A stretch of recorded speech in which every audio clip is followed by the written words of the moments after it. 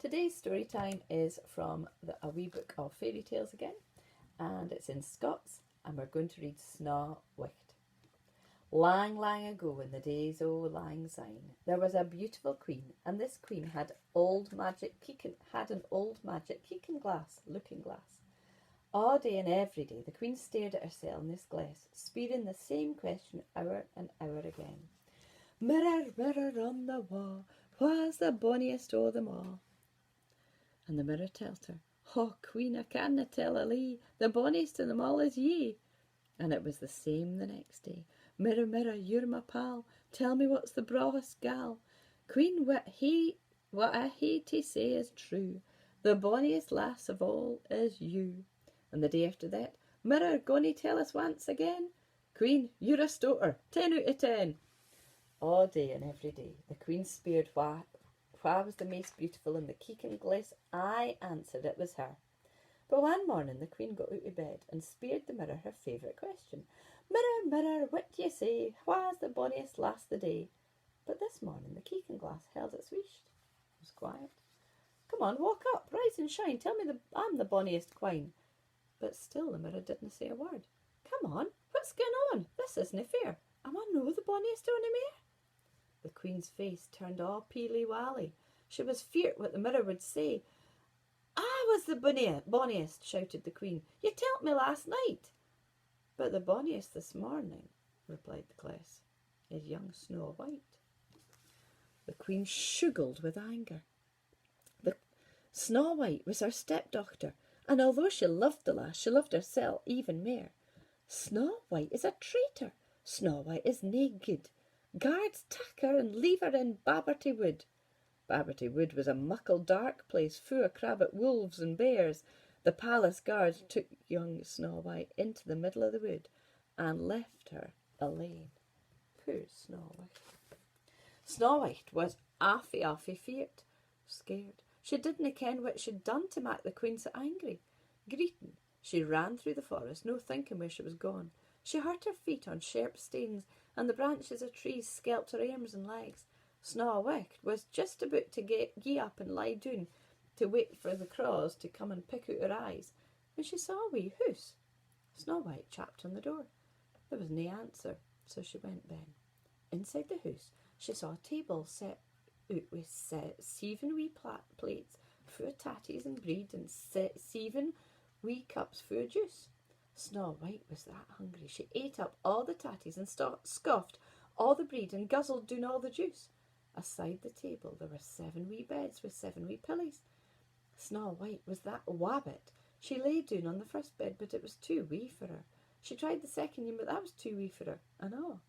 She tried all the beds until she came to the 7th one. That bed was fine. So she laid down on it and fell into a deep sleep. That evening, when it was dark, the owners of the house returned. They were 7 dwarves, and they'd been howking gold out of a nearby mountain all day, and they were sair tired and gey hungry. But when they lit candles to see better, they kent immediately that something was wrong. Hey, what Egypt's been at my tea? Speered the dwarf called Greety. Telling you no, it wasn't me, replied the dwarf called Luggy. Somebody else has been in our house, cried Nebby. And that someone has stolen my juice, howled Crabbit. And all the tatties and the breed, yelled Glaikit. And somebody will soon be deed, roared Minger. Then Big Head, wha's the oldest and wisest of the 7 dwarfs, said, Dinna panic, lads, dinna fear. See your wee guest is sleeping here. And the dwarfs looked and they saw Snaw White asleep in one of the beds. Get out my bed, said Greety. Thon's no fear. Haud your wish, said the other dwarfs. You sleep on the flare. She's such a sad, bonny wee creature, said Big Head. She'll bide with us until she feels better. And the dwarfs let Snaw White bide with them in their house. Back at the palace, the queen, thinking that Snaw White must have been eaten by one of the crabbit bears by now, couldna wait to speer the magic mirror a question. Oh, my braw wee looking glass, tell me wha's the bonniest lass? Roses are red, violets are blue, said the mirror. Tell you what, hen, it isna you. Mirror, mirror, you feeling all right? Aye, said the mirror. And the bonniest lass is still Snaw White. But Snaw White's dead. She's lying in the glen. No, she's fast asleep at the dwarf's hut, Button Ben. Hearing that, the queen's face turned blue, then pink, then purple with rage. As angry as a bike of bees, she got hold of a big shiny reed apple and dooked it in the bucket for poison. Then she dressed herself up as an old wife and gaed through the barberty wood to the dwarf's house. It was dreich weather that day, but the queen waited there in the pouring rain until Big Heed, Greety, Luggy, Nebby, Crabbit, Glaket and Minger had left the house to go to work. Hi ho, it's after work we go. Hey, hey, there's loads of work the day. Hee haw, we're going to shoot the craw. The 7 dwarfs sang as they disappeared o'er the brae.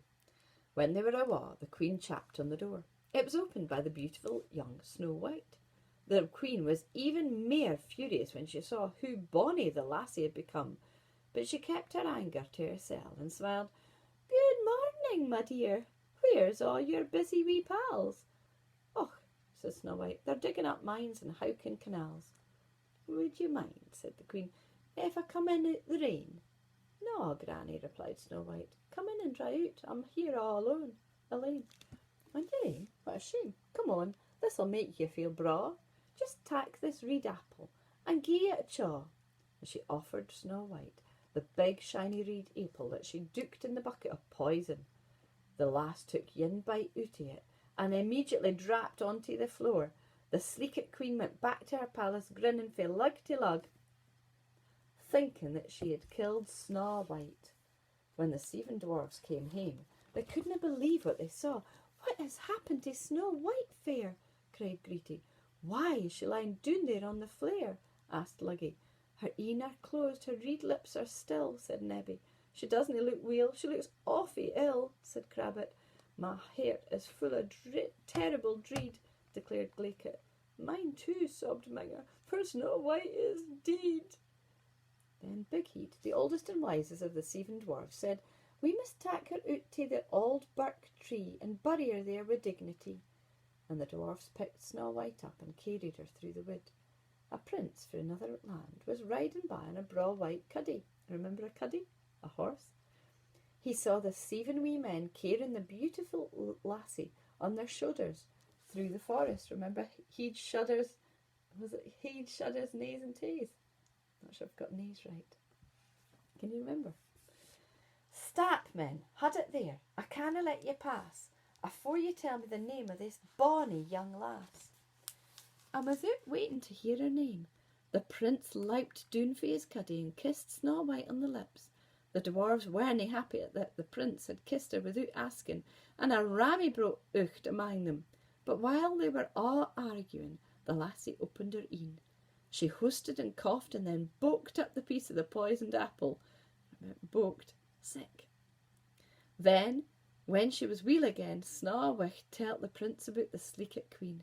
With the 7 dwarves as his soldiers, the prince battered down the palace door and smashed the magic mirror into 1,000 wee bitties.